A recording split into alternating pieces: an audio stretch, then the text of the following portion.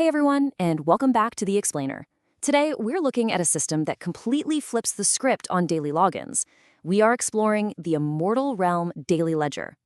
Now, if you've ever felt that soul-crushing burnout of endless daily chores in online games, you're definitely going to want to stick around for this. Let's discover together how this system actually respects your time and lets you reap the rewards without a single drop of that dreaded player fatigue. Okay, let's dive into this. We all know the classic MMO daily grind, right? It uses the fear of missing out as a weapon. It demands an hour or more of your day, and it literally punishes your character if you dare take a day off. It's a literal treadmill. But the Immortal Realm Ledger? It's a completely different beast. It maxes out at just 6 tasks, it's explicitly designed to be completed through your normal play session, and there is zero pressure. It is such a refreshing departure from the industry standard. To demystify how this all works, here is our roadmap for today. First, a better daily loop. Second, how the ledger works. Third, the 5 task categories. Fourth, rewards and cosmetic streaks. And finally, strategies for every player. All right, kicking things off with Section 1, a better daily loop. The core idea here is simple, but honestly so powerful. The ledger is a structured rotation of civic tasks that pays you time tokens just for participating in the world.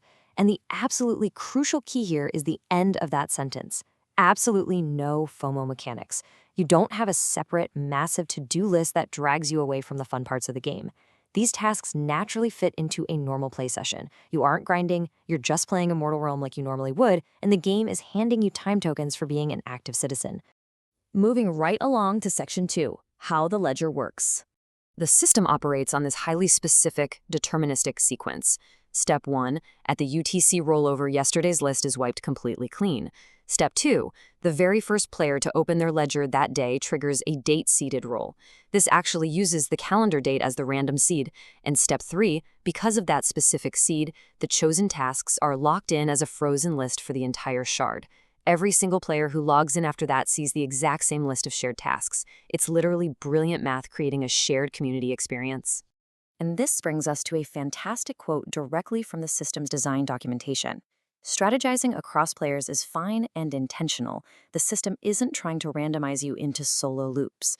Think about why this matters. Because that list is frozen shard-wide, you can literally message your friends in the morning, see that there's a world task like bounty collection, and team up to knock it out together. The game actively wants you to play with your friends, rather than isolating you with a randomized, personalized core list. Which brings us to Section 3, the 5 task categories. And this brilliantly illustrates how the tasks are pulled deterministically from specific category caps. Every single day, the system pulls exactly 2 universal tasks, like chopping wood or mining ore. It pulls exactly 1 social task, which might involve giving alms to the poor. You'll get 1 world task, like hunting bounties or harvesting in Feluca. The prestige category is explicitly reserved for future content, so it actually currently sits empty. And finally, the order category. This one's unique because the number varies, and it is the single personalized element of the whole shebang. Let's break down that personalization layer. Your specific order membership completely dictates the final number of tasks you see in your GUMP. If you aren't in an order, you'll see a neat, tidy list of 4 visible tasks. If you're a member of the Chiragents or the Ledger, you get an extra task specific to your faction, bringing your total to 5. And if you are part of the Velvet Hand, you actually have 2 order tag tasks in the registry, bumping you up to the maximum of 6 visible tasks per day. The shard-wide list is exactly the same, but the game smartly filters it through your character's specific allegiances.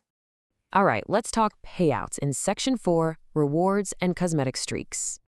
Let's talk about a very important number, 3. This represents the 3-token all-complete bonus.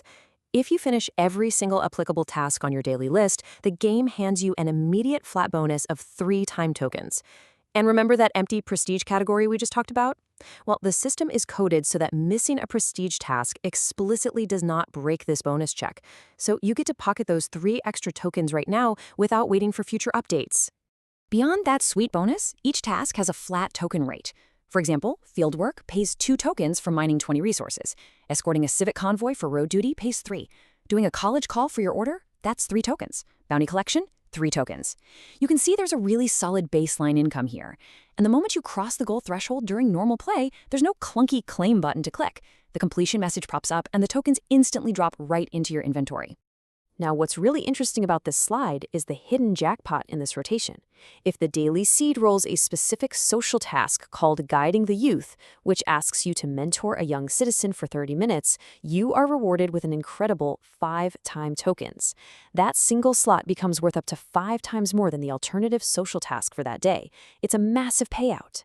So when we add up the flat rates, the varying seed picks, and that all-complete bonus, we get a very concrete economic expectation. Your total potential daily payout ranges from roughly 9 to 22 time tokens. A non-order member is looking at 9 to 16 tokens a day. A Velvet Hand member, with those extra tasks, is looking at 15 to 22.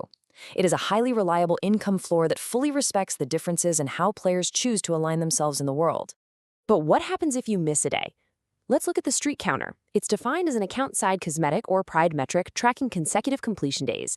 So the crucial point is this. Missing a day resets your streak to 0, but it carries absolutely 0 token penalty. This is literally the ultimate cure for reward anxiety. If you take a weekend off to remember what grass feels like in the real world, you lose a number on your screen, that's it. Your day-to-day token earning power remains completely untouched. You are never mathematically punished for taking a break. Finally, Section 5, Strategies for every player. First off, we have to position the ledger within the broader ecosystem. The daily ledger is just one part of the economy. You get passive tokens just for playing, you get massive one-time payouts from achievements, and you get variable rewards from quests and convoys. The daily ledger is simply meant to be your consistent, structured floor.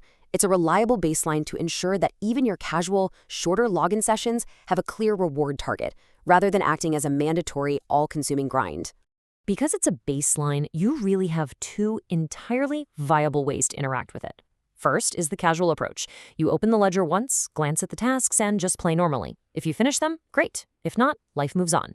This is highly recommended by the game's designers.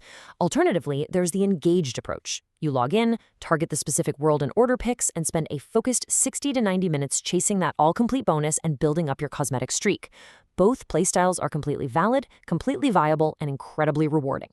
Which brings us to the final thought I want to leave you with today. Will you casually let the tokens roll in as you naturally explore? Or will you group up, hit the ground running, and chase that perfect streak? The game finally gives you the freedom to choose without punishing you. So how will you spend your time in the Immortal realm today? Thank you so much for joining me on The Explainer, and happy adventuring!